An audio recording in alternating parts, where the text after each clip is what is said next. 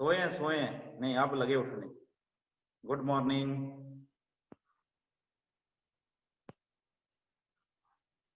Very good morning, very good morning. चलो बस करो, हो गई गुड मॉर्निंग, लेट नहीं होना ज्यादा। आज मौसम सही है, सिग्नल की प्रॉब्लम नहीं आएगी, सर्वर की प्रॉब्लम नहीं आएगी। कल थोड़ी सी डिस्टर्बेंस हुई थी, उसके लिए वही सॉरी। और मैं देख रहा हूँ कि आप लोग जितने बच्चों ने एडमिशन ली है उतने क्लास नहीं लगा पा रहे हैं। कारण चाहे कुछ भी हो, कोई जरूरी काम भी हो सकता है, पर मैं उम्मीद करूंगा कि आप लोग जैसे तैसे करके अपने लिए समय निकालें। जब हम इतना बड़ा डिसीजन ले चुके हैं, तैयारी कर रहे हैं, और मैं बार बार आपसे यही कह रहा हूं कि वो दिन दूर नहीं है जब आपको बड़ी जल्दी पता चलेगा कि उस तारीख को हमारा एग्जाम है। तो ये बात सही है कि आपको तैयारी करनी है। दूसरी बात ये है कि मैंने भाई साहब को एक को कहा था बीच में कि आप स्टडी करोगे, उसका मुझे पता दोगे। तो बच्चे ने मैसेज करके मुझे लिखा था, अच्छा लगा, बहुत अच्छा लगा। तीसरा, मैंने कल भी कहा था, आपने क्लास नहीं लगाई, वो बात अलग है, कि कंडक्टर हो गया, हिमाचल पुलिस हो गया, हिमाचल प्रदेश अधीन जो आपका एसएसबी है, उसके लिए हम बोल सकते हैं कि हमारी 10 बजे भी क्लास लग रही है, आप उसमें काम होते हैं। थोड़ा सा नेटवर्क इशू पिछले कल था, अक्सर होता नहीं है, तो वो भी आपने जरूर लगवानी है। अब कल मैं एक चर्चा कर रहा था बच्चे, ठीक है, मैं पिछले बहुत से वर्षों से आपका एक सब्जेक्ट है जिसकी मैं चर्चा कर रहा हूं, और वो है जनरल अवेयरनेस बोलो, जीके बोलो, जनरल नॉलेज बोलो। तो उसकी कोई सीमा नहीं है, ये आप भी जानते हैं, मैं भी जानता हूं, और मैं अक्सर आपको कई बार एग्जाम्पल भी देता हूं। परंतु फिर भी हम अपनी तरफ से कोशिश करते हैं कि बहुत ज्यादा हम कर पाए, और हम करते भी हैं। कई बार क्या होता है कि कुछ क्वेश्चन ऐसे होते हैं जो जो आप देखते हैं, कहीं आप इंटरनेट देख रहे हैं, कहीं आप बुक देख रहे हैं, तो उन क्वेश्चंस में क्या होता है कि आप मुझे मैसेज करके डाल देते हैं कि इस क्वेश्चन का क्या आंसर होना चाहिए। कल ही मुझे क्वेश्चन आया था, उस क्वेश्चन का आंसर मैं तब तो नहीं दे पाया, देना भी नहीं चाहता था, क्योंकि मैं चाहता हूं कोई अच्छा क्वेश्चन हो तो आप सभी तक पहुंचे। फोन करके किसी ने पूछा था, मैसेज डाल के। अब मेरा आप लोगों से क्या क्वेश्चन है, मेरा आप लोगों से क्वेश्चन ये है कि आप लोग ध्यान से देखेंगे, सुनेंगे, महसूस करेंगे और क्वेश्चन का उत्तर देंगे। परंतु मैं कंडीशन भी दे रहा हूं साथ में कि अपने आप को कंफ्यूज नहीं रखना है। जो मतलब हम बोल सकते हैं कि कहीं ना कहीं अपने आप को आपने उन क्वेश्चंस में नहीं उलझाना है जो आपके लेवल के नहीं, जो आपके लेवल के वो मैं सारे लेकर चलूंगा। आप इस चीज को एक मतलब ऐसे दिमाग में रखो। अगर आप मुझे कहीं और किसी काम में उलझाए रखोगे तो फिर हमारा मेन टॉपिक छूट जाएगा। अब तो हमारे पास दो ऑप्शन आती है कि मानो हमारे को 100 क्वेश्चन आता है, सपोज कि हमारे पास 100 क्वेश्चन, जैसे 100 में से हम मानकर चलते हैं कि 40 क्वेश्चन ऐसे होते हैं जिसको हम बेसिक बोलते हैं। ये वो क्वेश्चन होते हैं जिनको आप ना याद करना चाहते हैं और ना महसूस करना चाहते हैं। आपको लगता है तो बड़े इजी है, तो हमें आते हैं। जैसे सिंपल क्वेश्चन पूछ लेता है, हिमाचल प्रदेश के 1948 में कितने जिले थे, या पूछ ले लामाडल झील कहां पर है, या मिंजर मेला कहां मनाया जाता है, भुंडा उत्सव कितने वर्षों बाद मनाया जाता है। ये वो क्वेश्चन होते हैं जो बिल्कुल बेसिक होते हैं, बिल्कुल ईजी होते हैं, परंतु इनकी खासियत है कि आप इनको नहीं करना चाहते हैं, क्योंकि आपके मन में एक भ्रम होता है कि ये हमें आते हैं। और यही वो क्वेश्चन है जो हर स्टूडेंट बिना तैयारी वाला भी ठीक कर लेता है। अब इसके आगे के 40 क्वेश्चन बचते हैं, वो होते हैं जो वही पास कर पाता है जिसने तैयारी करी है। मेरिट तो वही दोनों से मिलकर बनेगी ना। तो अब उसमें वही क्वेश्चन आएंगे जो एक लेवल के क्वेश्चन होते हैं, जिनको हम कह सकते हैं कि फॉर एग्जांपल हमारे संसद की कुछ समितियां बनाई गई हैं। मैंने उस दिन भी कहा था कि हम समिति के ऊपर चर्चा करेंगे। आपसे पूछा जाता है सबसे बड़ी समिति कौन है, या पूछा जाता है कि सबसे पुरानी समिति कौन है। तो इस तरह के ये दो ऐसे क्वेश्चन मैं आपके सामने रख रहा हूं कि कहीं ना कहीं आपको सोचने पर मजबूर होना पड़ता है, क्योंकि ये वो क्वेश्चन होते हैं जो हर किताब में सामने नहीं दिखते कभी भी, इनको ढूंढना पड़ता है। ये 40 वो क्वेश्चन थे। अब 20 क्वेश्चन वो बचते हैं बच्चे जिनका कोई सिर पैर नहीं होता है। वो एग्जामिनर की सोच पर निर्भर करता है, वो एग्जामिनर की इच्छा पर निर्भर करता है। और इनमें से भी 5 से 10 क्वेश्चन ऐसे रह जाते हैं जो हम कह सकते हैं कि हम चाहकर भी उन्हें नहीं ढूंढ पाते हैं, मेरिट ये नहीं बनाते हैं कभी भी। चलो हम मान भी लेते हैं 1 मिनट के लिए कि ये मेरिट में हिस्सेदारी करते तो हैं, लेकिन यदि आपकी सारे ठीक है तो यहाँ तक हमें पहुंचने की जरूरत नहीं है। अब कल मुझे क्वेश्चन पूछा गया, मैं स्टूडेंट ने मुझे साथ में ये भी लिखा है सर गुस्सा मत करना। नहीं भाई, मैं क्यों करूंगा गुस्सा, मेरा काम है, आप इसके लिए पे कर रहे हैं, मैं गुस्सा तो कर ही नहीं सकता। दूसरी बात, हाँ, ये एक रिक्वेस्ट जरूर कर रहा हूँ कि कहीं ऐसे मत उलझ जाना आप लोग कि जो आपके लेवल का ना हो और आप अपना वेस्टेज ऑफ टाइम करते रहो वहां पर। भाई साहब ने मेरे से प्रश्न पूछा था राष्ट्रपति के विरुद्ध महाभियोग। अब कल मेरी एक स्टूडेंट से बात हो रही थी, आप बीच में बैठे हुए भी हैं, सुन भी रहे हैं, उन्होंने मुझे आकर कहा कि सर आज का जो पिछले दिन की बात कर रहा हूँ, पिछले दिन की जो क्लास थी उसमें सबसे बढ़िया जो अच्छा हमें कंसेप्ट लगा वो जो था वो आपने ऊपर लिख दिया था संयुक्त बैठक। आपने संयुक्त बैठक लिख दिया और हम बच्चों ने 10 आंसर बना दिए उसके। किसी ने कहा ये राष्ट्रपति के अभिभाषण के लिए भी बुलाई जाती है, किसी ने कहा विदेशी मेहमान के लिए बुलाई जाती है, किसी ने कहा कि जी ये कोई विधेयक जो है वो दूसरे सदन द्वारा पारित ना किया गया हो इसलिए बुलाई जाती है।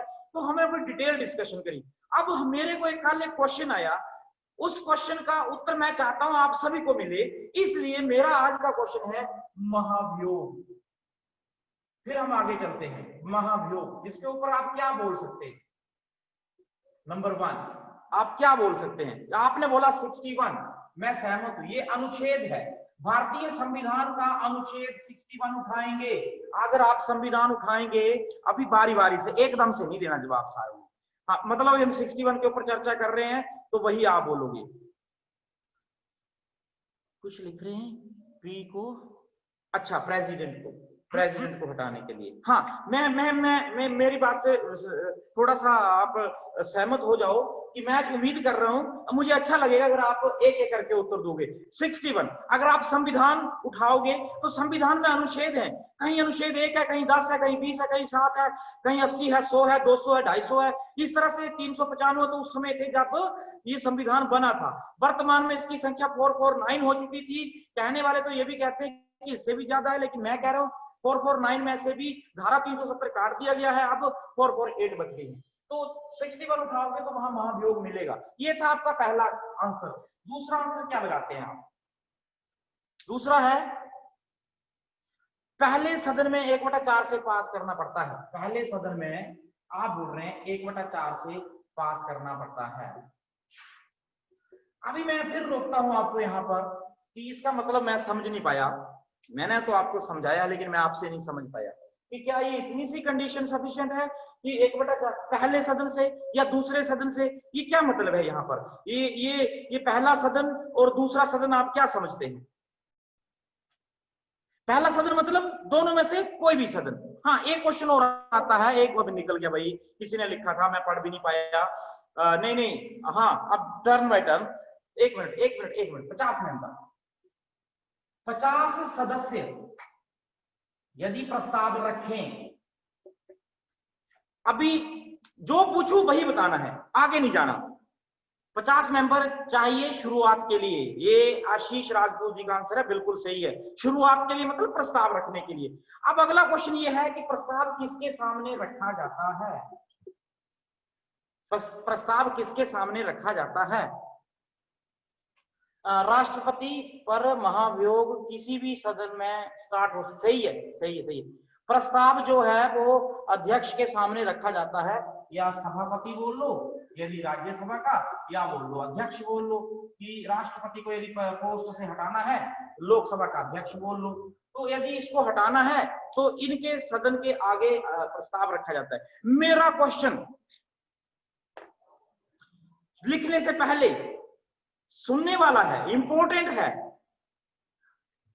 प्रश्न ये है कि यदि राष्ट्रपति के विरुद्ध महाभियोग की प्रक्रिया शुरू कर दी गई है, 50 सदस्यों द्वारा प्रस्ताव रख दिया गया है, ठीक है, और पहले 1/4 सदस्यों द्वारा पास करना पड़ता है, ये महाभियोग के लिए बोला जा रहा है। ये प्रस्ताव के लिए है, और महाभियोग की बात चलो हम मिनिमम मान सकते हैं, 50 सदस्य भी इसके बीच में आते हैं, पर 1/4 तो इंपॉर्टेंट है। चलो मैं अभी इस कंसेप्ट को छोड़ रहा हूं, मैं ये पूछ रहा हूं कि जब सभापति के सामने या अध्यक्ष के सामने, चलो आप बोल रहे हैं 14 दिन पूर्व सूचना देनी पड़ती है, पर मैं फिर भी लिख देता हूँ इसको, 14 दिन पूर्व सूचना देनी पड़ती है। ये भी इंपॉर्टेंट क्वेश्चन है, राष्ट्रपति को देनी पड़ती है कि भाई क्यों देनी पड़ती है, क्यों देनी पड़ती है? क्या राष्ट्रपति को अपना बचाव करने का अधिकार होता है? क्या राष्ट्रपति अपने पक्ष में कुछ बोल सकता है? यस, बोल सकता है। यही 14 दिन होते हैं उसके पास, उसको बताना होता है आकर कि भाई आप मेरे लिए महाभियोग की प्रक्रिया ला रहे हैं, मैंने क्या गलत काम किया, आप मुझे क्यों बाहर निकाल रहे हैं? पर मैं यहाँ पर एक बात कह रहा हूँ, जरा गौर से सुनेंगे। यदि लोकसभा में कुछ निश्चित सदस्य या राज्यसभा में कुछ सदस्य ऐसे होते हैं जो राष्ट्रपति के विरुद्ध महाभियोग लाने की प्रक्रिया शुरू करते हैं, एक प्रस्ताव तैयार करते हैं, वो प्रस्ताव जो है वो किसको सौंपते हैं? प्रधानमंत्री को, मंत्री को, सभापति या अध्यक्ष को, या स्वयं राष्ट्रपति को ही सौंप देते हैं कि हम आपके विरुद्ध महाभियोग की प्रक्रिया ला रहे हैं, बताओ आप लोग जो है वो इसके ऊपर हमें सभापति को, करण ठाकुर जी कह रहे हैं कि सभापति को, और यदि राज्यसभा में रखा जा रहा है, यदि लोकसभा में रखा जा रहा है तो प्रधान सुमित के अनुसार स्पीकर को, अध्यक्ष को, दोनों सही है, जिस भी सदन में रखा जा रहा है उसके अध्यक्ष को या स्पीकर को या सभापति को पेश किया जाता है। Very very important question, very very important question. पूरी सदन चिल्ला चिल्ला कर कह रही है कि राष्ट्रपति को पोस्ट से हटाओ, इसके ऊपर महाभियोग की प्रक्रिया लेकर आओ, और 543 के 543 हाथ खड़ा करके बता रहे हैं कि भाई राष्ट्रपति के विरुद्ध महाभियोग की प्रक्रिया ला रहे हैं, और रही बात फॉर्मेलिटी की 1/4 या 50 सदस्यों की, उसको तो हम पूरा कर रहे हैं। तो क्या सभापति के पास अधिकार है कि वो उस प्रस्ताव को खारिज कर दे कि राष्ट्रपति के विरुद्ध महाभियोग की प्रक्रिया नहीं आएगी? क्या सभापति के पास अधिकार है फिर ऐसी स्थिति में, या नहीं है? प्रिंस शर्मा जी कह रहे हैं नहीं है, नहीं है, नहीं है, नहीं है, नहीं है, नहीं है, नहीं, नहीं है, प्रद्युमन नहीं है। अब रुको, यही मेरी खासियत है कि मैं वो उत्तर चाहता हूं तुमसे जो मुझे लगता है कि आपसे ये उत्तर आना चाहिए। मैं उसी तरह से क्वेश्चन बनाता हूं, ध्यान रहे सभापति और अध्यक्ष के पास इतनी पावर है कि अगर वो चाहें कि राष्ट्रपति के विरुद्ध महाभियोग की प्रक्रिया, सुप्रीम कोर्ट के चीफ जस्टिस के विरुद्ध महाभियोग की प्रक्रिया नहीं लानी है, तो वो निरस्त कर सकता है उस बिल को, चाहे उन्होंने प्रस्ताव किया हो। वो एक ही कंडीशन पर निरस्त कर सकता है, वो कहेगा मैंने पहले जांच करवानी है कि आप लोग जो उसके ऊपर ब्लेम लगा रहे हैं, मुझे चेक करना है वो ब्लेम सही है या गलत है। और ये क्वेश्चन कल मेरे से पूछा गया था स्टूडेंट के द्वारा, स्टूडेंट भी क्या, मैं बता देता हूँ, प्रद्युमन के द्वारा पूछा गया था। वो जांच समिति जो बनाई जाती है ये तय करने के लिए कि आप लोग ये दोषी हैं या नहीं है, तो वो जांच समिति किसके द्वारा, कौन होता है उसका सदस्य, किसको बैठाया जाता है, किसको ड्यूटी दी जाती है कि आप चेक करो कि राष्ट्रपति साहब गलत हैं या सही हैं। अगर गलत होंगे तो हम लोग उन्हें बाहर निकालेंगे, तो फिर प्रक्रिया शुरू होगी। ये जांच समिति के वो कह रहे थे, मैंने बहुत सारी इंटरनेट भी देखा, बहुत सी किताबें भी देखी, तो मैं नहीं पहुंच पाया वहां तक। ये लिख रहा हूं मैं, एक जांच समिति का गठन भी किया जाता है। फिर भी मैं कह रहा हूं कि ये तुम्हारे लेवल के हिसाब से एक बहुत बड़ा क्वेश्चन है जो तुम लोगों ने आज ही सुना है। जांच समिति, बीच में किसी ने उत्तर दिया था, सुनीता ठाकुर ने, हाई कोर्ट के जज और सुप्रीम कोर्ट के चीफ जस्टिस, इन्होंने कहा जांच समिति में हाई कोर्ट के जज और सुप्रीम कोर्ट के जज को बैठाया जाता है। अब आप मुझे बताओ, करण ठाकुर जी आप मुझे बताओ, क्या आप सहमत हैं? क्या आपको लगता है कि अगर राष्ट्रपति के विरुद्ध महाभियोग की प्रक्रिया लगाई जा रही है तो जज को बैठाना या जज को समिति में डालना सही है, या ये सदस्य हो सकते हैं या नहीं? हाँ, करण ठाकुर को लग रहा है सही है। और कोई?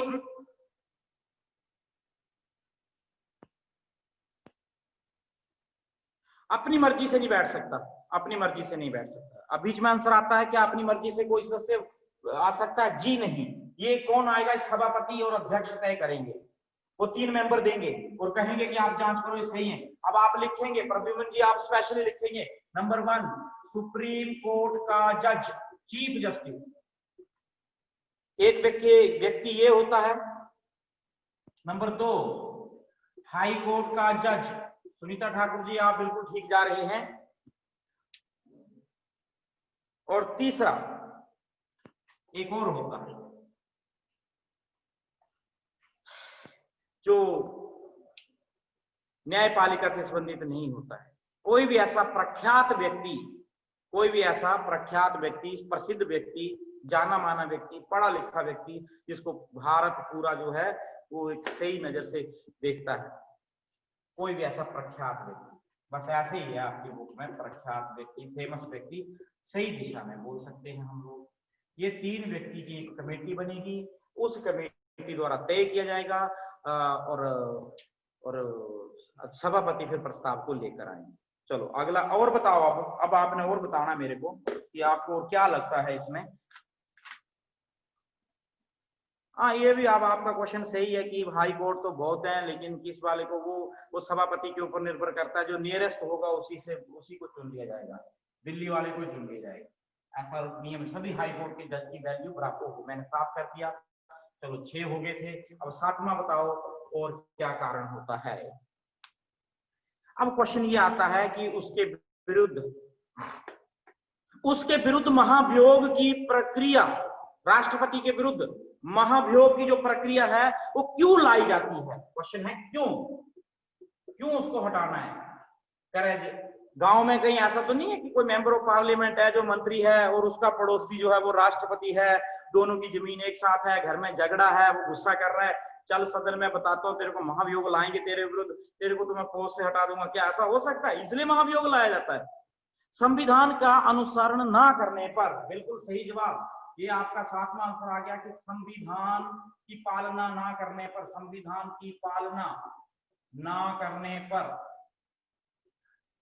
अब आप मुझे बताएंगे क्या यही एक कारण होता है कि और भी कोई कारण होता है? उल्लंघन करना, पालना ना करना। सौरभ कुमार जी सही, आपका आंसर सेम ही चीज है ये। और बताओ। अब अगर भ्रष्ट हो तो भ्रष्ट को क्या लेंगे यहाँ पर? किसने दिया उत्तर? प्रद्युम्न ने दिया। भ्रष्ट मतलब करप्शन कर रहा हो, रिश्वत ले रहा हो, मेंटली अपसेट, पागल हो गया हो। हाँ, ये भी कारण है। मानसिक स्थिति सही नहीं है, पर इनको संविधान नहीं मानता है। ये तो चलो फिर भी ये भी सही है।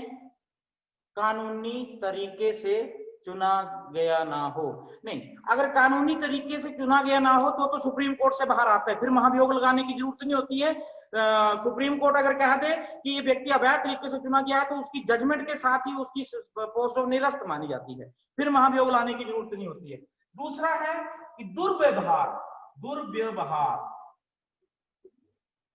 यानी वही दुर्व्यवहार का मतलब वही हो गया कि करप्शन वाला काम कर रहा है या भ्रष्टाचार वाला काम कर रहा है, मानसिक स्थिति सही नहीं है, दिवालिया है, किसी प्रकार कुछ के उसके ऊपर कोई आरोप सिद्ध हो चुका है पहले के किसी केस के लिए, ये भी एक कारण रह सकता है। संसद के किसी भी सदन में इसको रखा जा सकता है, ये तो आपने लिखवा दिया है।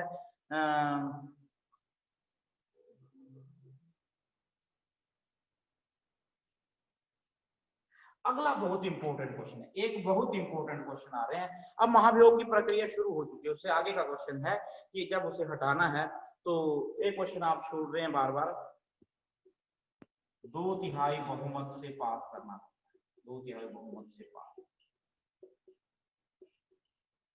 समझ में आ गया क्वेश्चन? 2/3 बहुमत से। अब एक बहुत ही इंपॉर्टेंट क्वेश्चन, अगर आपने लिखना है तो लिख लेना, नहीं लिखना है तो सुन लो। भारत में महाभियोग की प्रक्रिया जो है, जिसका वर्णन 61 में किया गया है, राष्ट्रपति के विरुद्ध महाभियोग की प्रक्रिया, इसके अलावा सुप्रीम कोर्ट के चीफ जस्टिस को हटाना हो तब भी महाभियोग लाया जाता है, हाई कोर्ट के चीफ जस्टिस को हटाना हो तब भी महाभियोग की प्रक्रिया को लाया जाता है। मेरा क्वेश्चन ये है कि अगर भारत में महाभियोग की प्रक्रिया है तो क्या इंग्लैंड में भी इस प्रकार से किसी पोस्ट से व्यक्ति को हटाने के लिए महाभियोग लाया जाता है? बोलो जल्दी, यस और नो। क्या इंग्लैंड में भी ऐसा होता है? यस। क्या अमेरिका में भी किसी व्यक्ति को हटाने के लिए महाभियोग की प्रक्रिया लाई जाती है? क्या अमेरिका में भी? क्या यूएसए में भी? यस। अब मुझे आपसे क्वेश्चन एक लास्ट है जिसकी मैं उम्मीद करता हूं कि आप मुझे बताओ कि भारत में जो महाभियोग लाया जाता है वो दूसरे किस देश की तरह होता है? इंग्लैंड की तरह वाला महाभियोग लगाते हैं हम या अमेरिका की तरह वाला महाभियोग लगाते हैं? यूएसए वाला, बिल्कुल सही। महाभियोग से संबंधित भारतीय जो नकल है वो यूएसए की है, यूएसए की नकल। अब मैंने बार बार महाभियोग नहीं लिखना, एक ही बार लिख दिया ऊपर, ये आपने खुद लिखना है, यूएसए की नकल। देखो यूएसए और अमेरिका के महाभियोग में एक अंतर है। इंग्लैंड में यदि महाभियोग लगाया जाता है या यूएसए में यदि महाभियोग लगाया जाता है तो व्यक्ति को जैसे पोस्ट से निकाल दिया तो उसे पनिशमेंट नहीं दिया जाता। लेकिन दूसरी तरफ दूसरे देश में क्या होता है, इंग्लैंड जैसे देश में, कि अगर उसे पोस्ट से हटा दिया जाता है तो सजा का प्रावधान है। फिर सजा मतलब यही होगी, ये नहीं होगी कि उसे जेल हो जाएगी, सजा ये होगी कि भविष्य में तुम इस तरह की कोई भी पोस्ट के लिए हकदार नहीं। आगे चलते हैं, थोड़ा जज के बारे में लिख लेते हैं। वैसे तो जज हम 3 चर्चा करते हैं, लेकिन फिर भी अगर महाभियोग की बात करते हैं तो पहली बार अगर हम जज के लिए प्रस्ताव लेकर आए तो बी रामास्वामी थे वो जज, चीफ जस्टिस थे बी रामास्वामी। 1993 में ये प्रस्ताव, मैं देखो एक होता है कि जज को हटाने के लिए लोकसभा और राज्यसभा महाभियोग लाने की तैयारी करती है और जज उसमें डर जाते हैं कि भाई अब महाभियोग लाया जा रहा है मेरे विरुद्ध, तो वो पहले इस्तीफा दे देते हैं। लेकिन जो पहला केस जिसे माना गया, सही में माना गया, जिसके विरुद्ध महाभियोग की प्रक्रिया सदन के अंदर शुरू हो चुकी थी, वोटिंग तक बात आ गई थी, वो बी रामास्वामी थे 1993 में। पर ये प्रस्ताव जो था वो लोकसभा में रखा गया था और लोकसभा में गिर गया था, मतलब लोकसभा में गिर गया, नहीं वोट पड़े थे पूरे जितने चाहिए। बहुमत तो 2/3 चाहिए ना, कांग्रेस ने वोट नहीं करा था 1993 में, दो तिहाई का बहुमत नहीं हो पाया था। बी रामास्वामी जो चीफ जस्टिस थे उनका प्रस्ताव गिर गया था। दूसरा अगर हम क्वेश्चन करते हैं सौमित्र से, ये जो थे ये उस समय वर्ष 2011 की बात है, ये उसमें कोलकाता हाई कोर्ट के चीफ जस्टिस थे, हाई कोर्ट की बात कर रहा हूँ, कोलकाता हाई कोर्ट के चीफ जस्टिस थे। तो जब ये चीफ जस्टिस थे तो इनके विरुद्ध भी महाभियोग की प्रक्रिया लाई गई थी, इन्होंने रिजाइन नहीं किया, बिल राज्यसभा में रखा गया, राज्यसभा में पास हो गया, यानी एक सदन इसे पास कर दिया। तब ये समझ चुके थे कि मेरे विरुद्ध एक सदन में अगर बिल पास हो गया है तो दूसरे सदन में जाएगा लोकसभा में, और फिर लोकसभा ही पास कर देगी, तो ये एक तरह का इतिहास ही बन जाएगा भविष्य के लिए कि महाभियोग से हटने वाले पहले इन्होंने खुद रिजाइन कर दिया। जब रिजाइन कर दिया था ये दूसरे जज थे। इसके विरुद्ध भी बहुत सारे ऐसे केसेस हुए हैं जजेस के 15, 16, 17 में, तो उन्होंने पहले इस्तीफे दे दिए। चलो महाभियोग का क्वेश्चन कंप्लीट हो चुका है। अब आते हैं कल से आगे चलते हैं। आज मैं सुन नहीं रहा हूं क्योंकि मैं उम्मीद कर रहा हूं कि कल डिस्कस करेंगे या परसों डिस्कस करेंगे। कल हमने करा था संसद को क्या सुपर पावर है या क्या उसकी सीमाएं हैं, कल हमने ये क्वेश्चन करा था। तो आपने मुझे बताया था कि संसद की सीमाएं हैं, लोकसभा की क्या सीमाएं हैं, कि लोकसभा किसी भी कानून को बना सकती है परंतु वो कानून नहीं बना सकती जिससे व्यक्ति के मौलिक अधिकारों का हनन हो रहा हो। हमने कहा था कि लोकसभा सारे कानून बना सकती है पर वो कानून नहीं बना सकती जिसका जो विषय राज्य सूची में पड़ता है। अगला क्वेश्चन है कि सांसदों के कुछ विशेषाधिकार है, कि जो एमपी है, मेंबर ऑफ पार्लियामेंट है, उनके कुछ विशेष अधिकार है जिनका वर्णन किया गया है 19(1)A, यानी 19(1)A में क्या कहा गया है कि सांसद को सदन में, बड़ा इंपॉर्टेंट क्वेश्चन है, सदन में कुछ भी बोलने का अधिकार है, बोलने का अधिकार है। ये इंपॉर्टेंट इसलिए है, क्यों है, ये आप जरा मेरे से चर्चा करेंगे और बताएंगे कि बोलने का अधिकार तो आपको भी है, बोलने का अधिकार मुझे भी है, मैं भी व्यक्तिगत रूप से विचार के अभिव्यक्ति कर सकता हूं, आप भी कर सकते हैं, भाषण दे सकते हैं, लिख सकते हैं। फिर कमी कहाँ है ये बताओ, कहीं तो कमी है, कहाँ है कमी? फिर इसको और हमें स्पेशल क्या है? फिर ये कुछ भी बोल सकता है, ये भारत विरोधी बात भी बोल सकता है सदन के अंदर, ये किसी पड़ोसी देश को जिंदाबाद भी बोल सकता है सदन के अंदर, इसके ऊपर केस नहीं चलेगा। लेकिन मैं बार बार कहता हूं आप लोगों को कि हमें बोलने की आजादी है, लेकिन संविधान के विपरीत नहीं। आगे चलते हैं, 19(1)A में इसकी चर्चा करी गई है। जब इसको और क्या अधिकार है, जब सदन की कार्रवाई चल रही होती है, सदन चल रहा होता है, सदन की कार्रवाई चल रही होती है, ये नोट कर लो आप, जब ये एमपी के अधिकार है, मेंबर ऑफ पार्लियामेंट, जब सदन की कार्रवाई चल रही होती है तो इसको मतलब न्यायालय द्वारा समन नहीं भेजा जाता, किसके लिए? गवाही के लिए, गवाही के लिए समन नहीं भेजा जाता, मतलब बुलाया नहीं जाता इसको। वो न्यायपालिका जो इंतजार करेगी, वो न्यायपालिका इंतजार करेगी।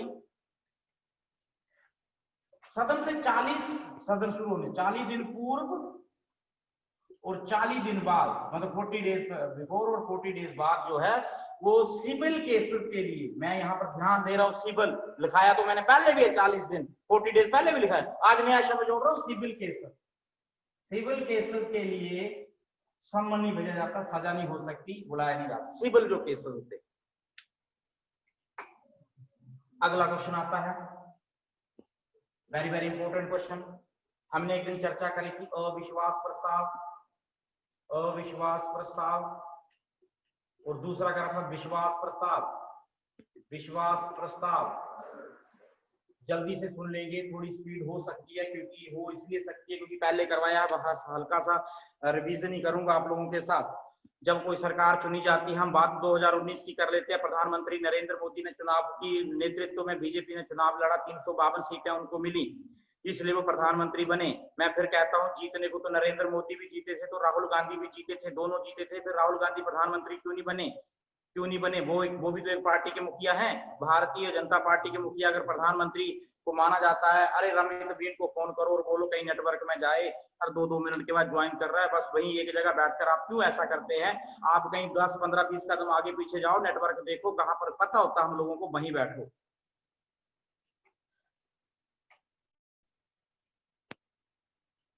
अच्छा लगा मुझे, आपने सेंचुरी बना दी है, मोर देन 100 पार्टिसिपेंट्स हो चुके हैं, ये काबिल तारीफ है, बधाई के पात्र हैं, और मैं तुम सभी को शत शत नमन करता हूं।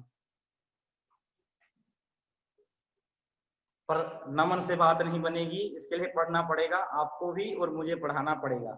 तो अविश्वास प्रस्ताव क्या, मैं फिर कह रहा हूं, बस तो जो जरा बोलने की जरूरत होती। देखो बच्चे, प्रधानमंत्री नरेंद्र मोदी इसलिए बने क्योंकि उनके पास सीटें हैं, ये गेम ही सारी सीटों की है। अटल बिहारी वाजपेयी की एक बात बोलते थे बार बार, हम संख्या बल का सम्मान करते हैं। ये संख्या बल क्या है? ये वही संख्या है जो सीटें हैं 271। हमें पता है संविधान बोलेगा हमें कितनी होंगी। मैं फिर कह रहा हूं, ये जरूरी नहीं है कितनी होंगी, ये टोटल संख्या के ऊपर निर्भर करता है। अगर चुनाव ही 500 सीट पर हुआ हो तो बहुमत 500/2 + 1 तो 251 हो जाएगा। अगर बाकी के 40 पे चुनाव नहीं हुआ है तो 251 होगा। अब हम 543 के हिसाब से सोच रहे हैं, तो हम बोल रहे हैं कि 271 अगर जिसके पास होंगी वो प्रधानमंत्री होगा। ये है वो संख्या बल, और ये संख्या बल उस दिन नहीं चाहिए इसलिए शपथ हो रही है, ये संख्या बल पूरे 5 साल चाहिए।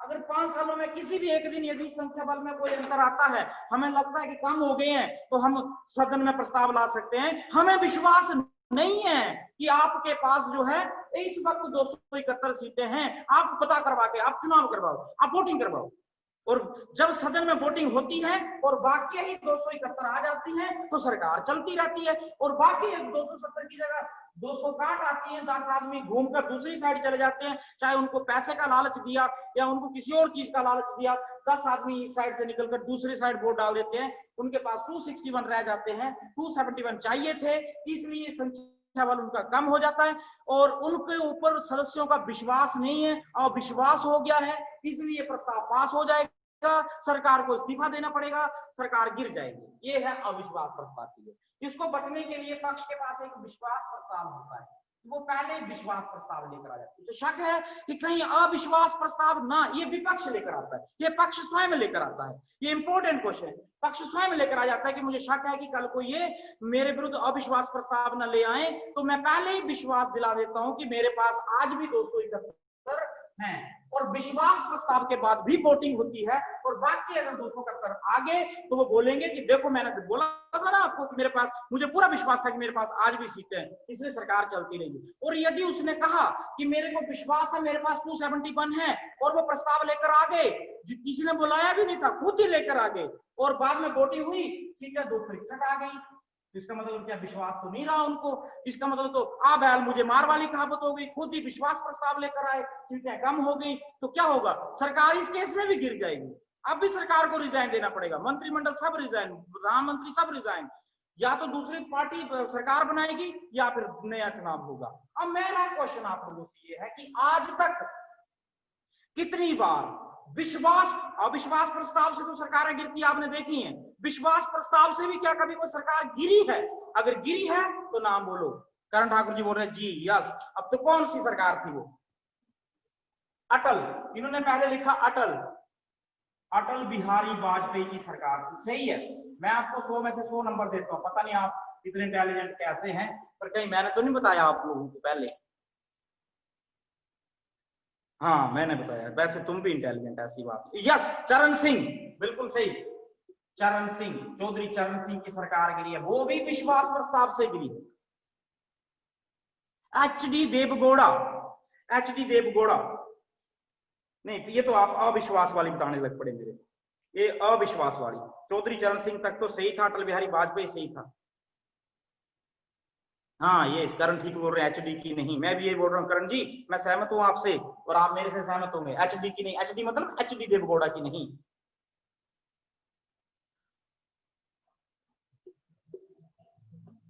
बीपी सिंह, ये तो इसके बारे में भी मैं बात करूंगा। बीपी सिंह, अगला लिखते हैं, चौथी सरकार गिरी थी चंद्रशेखर की। मैं अपनी बात करूं कि मैंने वाजपेयी को देखा है सरकार चलाते हुए, बीपी सिंह को देखा है सरकार चलाते हुए, चंद्रशेखर को देखा, ये हमारे से पहले, ये हमारे पैदा होने से भी कुछ 2-3 साल पहले थी ये सरकारें। ये वो व्यक्ति था, इसकी ये अटल बिहारी वाजपेयी को इसलिए लेकर आया ना क्योंकि उनके पास बहुमत ही नहीं था, प्रधानमंत्री तो उनको बना दिया राष्ट्रपति ने। ये कहते हो कि आपकी बड़ी पार्टी है, मैंने कल भी कहा था 100 कुछ सीटें ऐसी, इनको 271 करनी थी, इनको ये विश्वास प्रस्ताव लेकर आए खुद कि भाई हमारे पास है बहुमत, लेकिन नहीं साबित हो पाया, सरकार गिर गई थी 13 दिन के बाद। 13 दिन के बाद जो वाजपेयी की सरकार गिरी थी वो विश्वास प्रस्ताव से गिरी थी, और 13 महीने बाद जो वाजपेयी की सरकार गिरी थी वो अविश्वास प्रस्ताव से गिरी थी। ये वो प्रधानमंत्री जिसने विश्वास प्रस्ताव से भी सरकार गिराई है, अविश्वास प्रस्ताव से भी सरकार गिराई है। अब बीपी सिंह की बात करते हैं। बीपी सिंह ने क्या किया, आप लोग जानते हैं 1978 में एक मंडल आयोग का गठन किया गया था। मंडल आयोग, हाँ यस, अमित करियाड़ा बिल्कुल सही बोल रहे हैं, मंडल आयोग का गठन किया था। मंडल आयोग था SC ST OBC की रिजर्वेशन को लेकर कि इनको रिजर्वेशन मिलनी चाहिए। ये कुछ कैटेगरीज ऐसी हैं भारत की, हाँ ये भी सही है, करण ठाकुर जी 46 में कहा गया था आर्टिकल SC ST के हितों की रक्षा करना, उसी को मद्देनजर रखते हुए इन्होंने एक समिति का गठन किया, उस समिति का अध्यक्ष बनाया गया बीपी मंडल को। तो बीपी मंडल को इसका अध्यक्ष बनाया गया।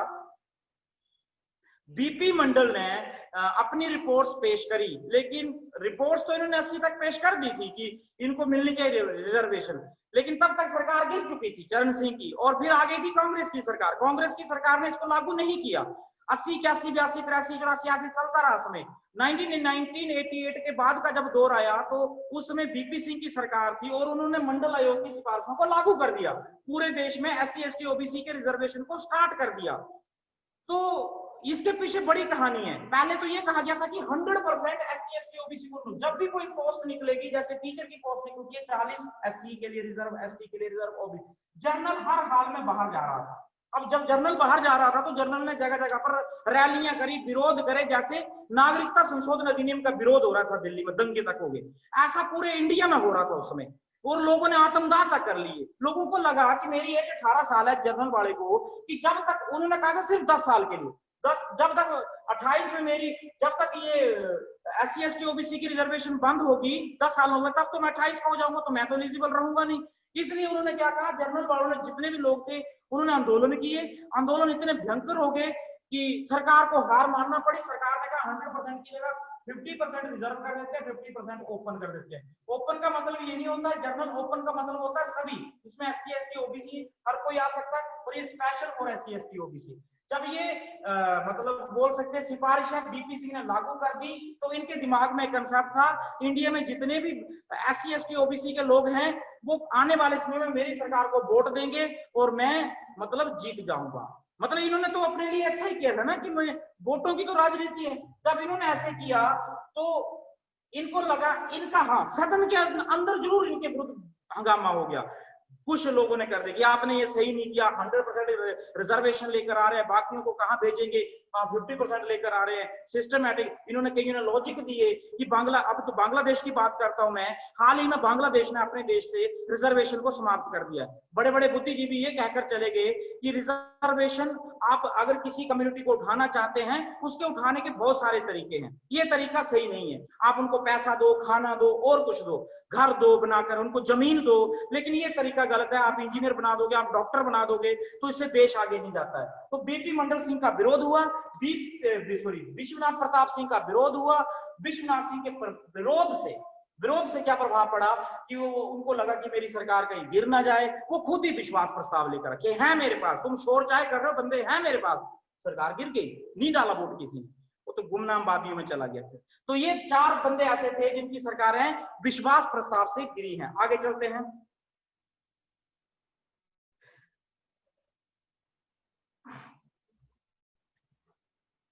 अब इसी को हम थोड़ा सा और कर लेते हैं। अविश्वास प्रस्ताव हमने कर भी लिया है। अविश्वास प्रस्ताव की अगर हम चर्चा करें तो अविश्वास प्रस्ताव कितने सदस्यों द्वारा सदन को प्रस्ताव किया जाता है? कितने सदस्य होते हैं?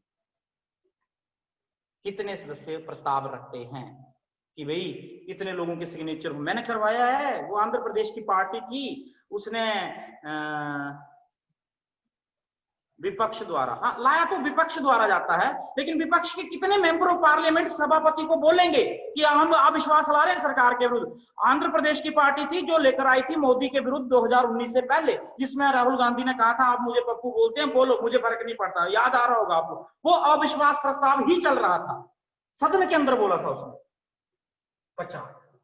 50 सदस्य।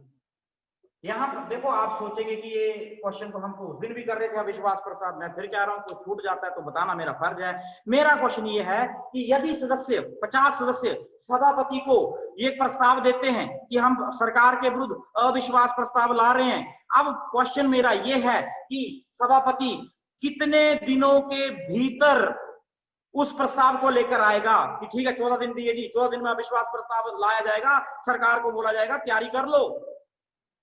तैयारी मतलब यहाँ को पैसे पूसे मत दो किसी को, मतलब अपने अपने अच्छे के बारे में बताओ सदन में आकर कि हमने ये अच्छे काम किए, हो सकता है तुम्हारे अच्छे कामों को देखकर विपक्ष पिघल जाए। कितने दिनों के भीतर लाया जाता है? सुनीता 10, चंदेल सौरभ बिलासपुर 14, उमा भारती 14, सुनीता ऊना 14, 14, 10, 14, 14, अभिषेक डाडा 14, पूनम मेहरा 14, 14। गलत जवाब। 10 दिन में लाया जाता है।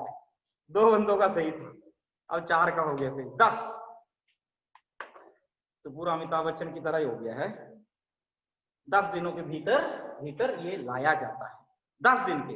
हार गए वैसे, सही है। आगे चलते हैं, शाबाश, वेरी गुड। अभी मैंने कहा था कि मैं जो एक बार आपको बोल देता हूं कि भाई, अरे मुझे ऐसा क्यों लगता है जैसे जैसे समय बढ़ता जाता है आपका जो कनेक्शन है वो टूटता जाता है। जैसे 10 बजे के बाद बड़ा कम आप लोग जुड़ पाते हैं, जुड़ जाते हैं, कट जाते हैं 9 साढ़े। तो कहीं ऐसा ना करें हम लोग सुबह 6 बजे का अलार्म लगाते हैं, 6 बजे क्लास शुरू कर देते हैं, सुबह सुबह सिग्नल बिल्कुल सुपर फास्ट होता है। चलो तुम भी जल्दी उठ जाओगे, 7, साढ़े 7, 8 बजे क्लास भी खत्म हो जाएगी। विचार करते हैं, पर अभी मेरा क्वेश्चन सुनो पहले। अरे तो सभी बंदों ने वोटिंग, चर्चा होगी, चर्चा के बाद वोटिंग होगी। अब आप अभी देखो, स्नेहा ने बोल दिया नहीं सर। अब देखो ना, पक्ष विपक्ष बीच में ही होता है, पक्ष और विपक्ष हाँ बीच में ही होता है। लेकिन आप लोग ऐसी जगह पर बैठो जहां पर थोड़ा, मैं नहीं बोलता, मैं जहां हूं मैं वहीं रहूंगा, मैं बदलाव नहीं चाहता, बदलाव इतनी जल्दी होना भी नहीं चाहिए। पर सुमित शर्मा जी नहीं जुड़ पाए अभी तक, आप जुड़ रहे हैं। हाँ आगे आते हैं, बड़ा ही इंपॉर्टेंट क्वेश्चन है।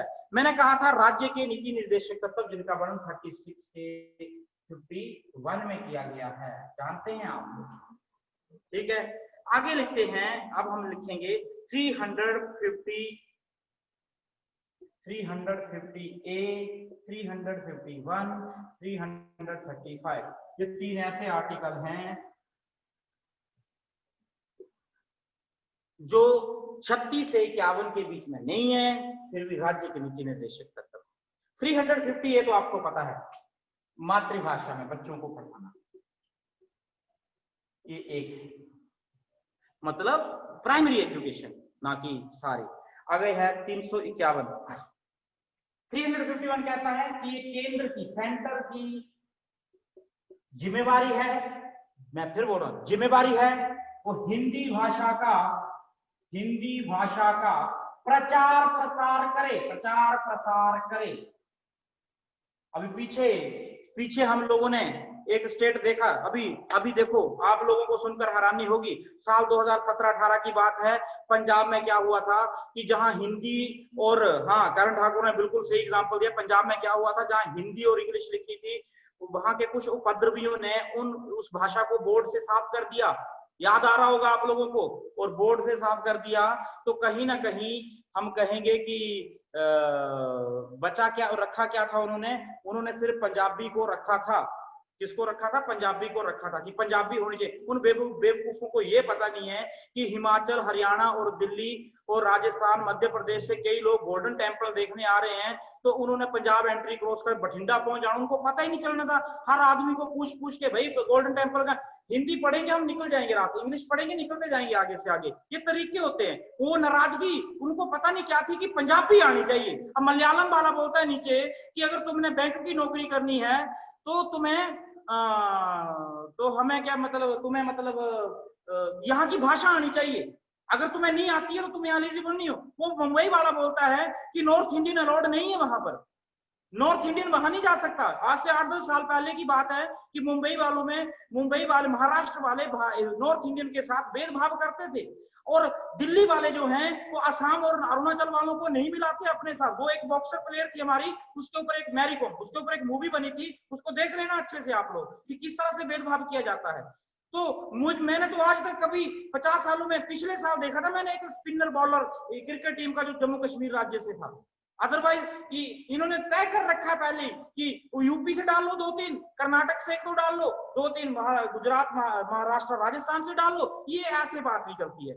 जब समानता का अधिकार है तो सभी समान है। फिर तो कहने का मतलब ये है कि भाषा का प्रचार प्रसार क्यों करे? अरे जिस प्रकार संविधान हमें जोड़ता है, जिस प्रकार संविधान के बाद भाषा भी हमें जोड़ती है। अभी आप देखो कि 2019 का चुनाव हुआ तो बीजेपी की सरकार बनी, आप चेक कर लेना इस बात को कि किन राज्यों में बीजेपी जीती और जिन राज्यों में बीजेपी जीती उनमें कौन सी भाषा चलती है।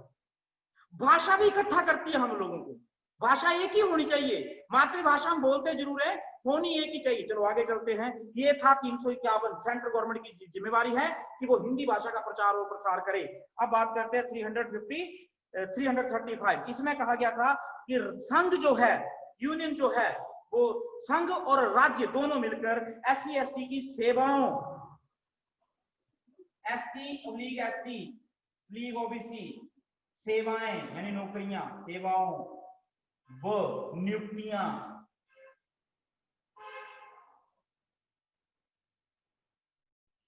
आदि से संबंधित है। तो ये भी राज्य का नीति निर्देश तत्व ही समझा जाता है। अगला क्वेश्चन तो बहुत ही इंपॉर्टेंट है। मैंने भी इसको बस ऐसे पढ़ा था जिंदगी में कि ये ऐसे होता है और इसका अधिकार इसके पास होता है, लेकिन इसको जब मैंने समझा तो मुझे महसूस हुआ कि तो बहुत ही इंपॉर्टेंट है और पेपर में आ सकता है। करण भाई तैयार हो जाओ। क्वेश्चन है विनियोग विधेयक। मैंने आज बहुत मटेरियल दिया आप लोगों को। विनियोग विधेयक, मुझे लगता है आज आपको अच्छा लगा होगा। आपकी स्ट्रेंथ भी मोर देन 110 है आज, वो भी एक प्लस पॉइंट है आपके लिए जी।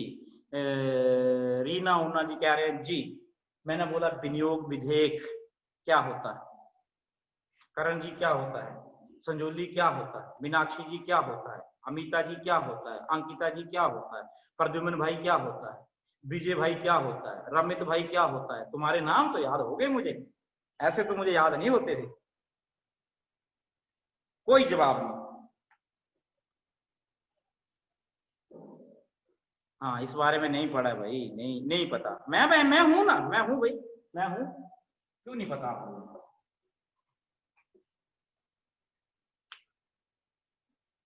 हाँ आकाश शर्मा जी, नहीं मैं आकाश शर्मा जी बोल रहे, मेरा नाम नहीं लिया, आकाश शर्मा प्रागपुर, वेरी गुड। हाँ आप कल आए थे, आपका नाम भी ले दिया मैंने, क्योंकि आप कल ही आए ना, अभी थोड़ा टाइम तो लगेगा ना बच्चे, आपके आए हुए अभी एक ही दिन हुआ, फर्स्ट डे है ना।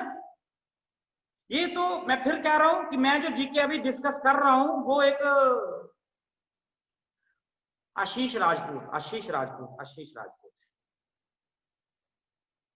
चलो हाँ फर्स्ट डे बच्चे, एक क्लास 10 बजे लगेगी, वो भी जरूर लगवानी है, क्योंकि उसमें हम बेसिक जीके पढ़ेंगे, हिमाचल और इंडिया, ये वो वाला जीके जो अलाइड में पूछा जाता है, कमीशन में पूछा जाता है, एचएस में पूछा जाता है, ये थोड़ा मतलब आप मास्टर होने चाहिए।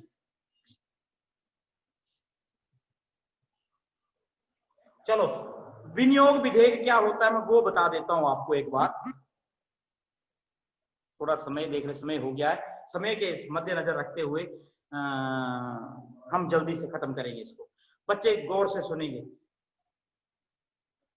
मैं इनकम टैक्स देता हूं, आप अच्छे से जानते हैं, आपके पापा इनकम टैक्स देते हैं, अच्छे से जानते हैं, रिश्तेदार इनकम टैक्स जमा करवा रहे हैं, अच्छे से जानते हैं, कहीं चालान हो रहा है, कोई रजिस्ट्री का पैसा आ रहा है, कोई सरकार अपना हिस्सा बेच रही है पैसा, ये सारा पैसा जो वो कहाँ जाता है, पूरे हिमाचल से, पंजाब से, हरियाणा से, राजस्थान से, गुजरात से, तमिलनाडु से, असम से, नागालैंड से, मणिपुर से, त्रिपुरा से, ये जितने भी स्टेट हैं सभी का पैसा भारत की संचित निधि में जाता है। बटुआ बोल लिया, वॉलेट बोल लिया, संचित निधि बोलते हैं इसको, छोटा नहीं होता है, बहुत बड़ा होता है ये पूरे इंडिया का जहां से पैसा आ रहा है। अब तो ऑनलाइन हो गया सिस्टम, अब इतना मुश्किल नहीं है, ये पैसा संचित निधि में जमा हो गया।